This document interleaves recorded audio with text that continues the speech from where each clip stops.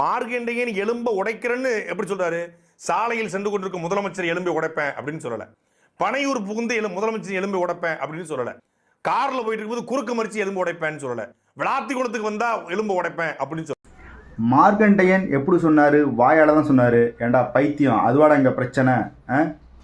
ஒரு தமிழ்நாட்டோட முதலமைச்சரை பார்த்து எலும்பு உடைப்பன்னு சொல்றது வந்து உனக்கு சரியான விஷயமா? ஒரு தமிழ்நாட்டோட முதலமைச்சரையே நீ எலும்பு உடைப்பான் அப்படின்னு சொன்னால் தமிழ்நாட்டோட சாதாரண மக்களை நீ என்ன வேணால் சொல்லுவல்ல? தமிழ்நாட்டோட முதலமைச்சரே நீ எலும்பு உடைப்பன்னு சொல்லி போட்டு நீ சாதாரணமாக நடமாடிட்டு இருந்தா அப்போ போலீஸ் எதுக்கு இருக்குது? சட்டம் ஒழுங்கு எதிர்க்கு இருக்குது? சட்டம் ஒழுங்கு டிஜிபி எதிர்க்கு இருக்காங்க? யார் வேணால் என்ன வேணால் பேசலாம், யார் வேணால் எங்கே வேணால் அடிச்சுட்டு கிடக்கலாம். ஸோ எதுவுமே கண்டுக்காமல் இருக்கிறதுக்கு இது என்ன நாடா இல்லை என்னது? இப்போ அவரை பிடிச்சி உள்ளே போட்டால் உனக்கு எங்கே கொதி இதாகுது? நீ வந்து எதுக்கு குலைக்கிற சம்மந்தமே இல்லாமல்?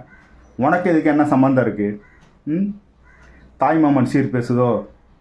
தாய்மாமன் சீர் வந்துக்கிட்டே இருக்கோ? இப்போ வந்து இனத்துரோகி கட்சிக்கிட்டேருந்து தாய்மாமன் சீர் வாங்குறதுக்கு வெக்கமா இல்லை? அப்போ தான் வந்து இனத்துரோகி திமுக காரனாலும் பார்த்தாலே திருட்டு திமுக திருட்டு திமுக திருட்டு திமுக அப்படிலாம் சொல்ல தோணுச்சு. இப்போ காசு வந்ததுக்கப்புறம் இனிக்குது அப்படியே. ஏண்டா அன்னைக்கு எங்கள் தளபதி ஸ்டாலின் சாரை பார்த்து சிஎம் சார் அப்படின்னு சொல்லிட்டாரு. அதற்கு உங்கள் அண்ணன் உடனே அப்படியே பொங்கிட்டு வந்தாப்புல.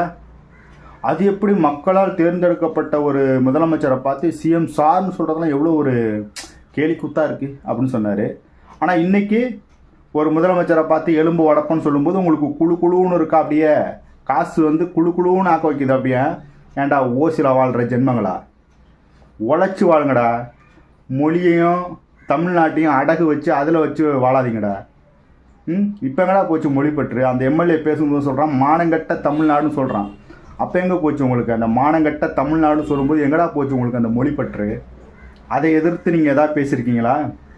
எப்படி ஒரு எம்எல்ஏ வந்து தமிழ்நாட்டை பார்த்து மானங்கட்ட தமிழ்நாடுன்னு சொல்கிறாரு? அப்போ மானங்கட்ட தமிழ்நாடுனா ஒட்டுமொத்த தமிழ்நாட்டு மக்களையும் சொல்கிறது. அப்போ எங்கே போச்சு இந்த மொழிப்பற்று, இனப்பற்று, தமிழ்நாட்டில் மேலே உள்ள அக்கறைலாம் எங்கே போச்சு?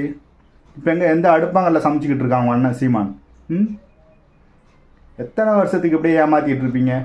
நாங்கள் தான் வந்து இந்த தமிழ்நாட்டை காப்பாற்றுறோம், நாங்கள் தான் வந்து இந்த மண் வளத்தை காப்பாற்றுறோம், மலை வளத்தை காப்பாற்றுறோம், மலை வளத்தை காப்பாற்றுறோம், மலை வளத்தை காப்பாற்றுறதுன்னு உங்கள் லட்சணம் தான் தெரிஞ்சு போச்சே. எத்தனை கல்குவாரிகள் சட்டத்துக்கு புறம்பாக செயல்பட்டுக்கிட்டு இருந்துச்சு. இப்போ காசை வாங்கிட்டு நல்லா ஜம்முன்னு இருந்துட்டு இப்போ டிவிக்கு ஆட்சி வந்தோடனே எதுவும் பண்ண முடியல, எதுவும் கமிஷன் எதுவும் வரல பிறகு. அதனால் டிவிக்கு ஆட்சி ஆரம்பிச்சதுலேயே குலைச்சிக்கிட்டே இருக்கானுங்க. அவனும் குலைங்க, நீங்கள் நல்லா குலைங்க, மக்கள் எல்லாத்தையும் பார்த்துக்கிட்டு தான் இருக்காங்க. நீங்கள் எதுக்கு குலைக்கிறீங்க, என்னத்துக்கு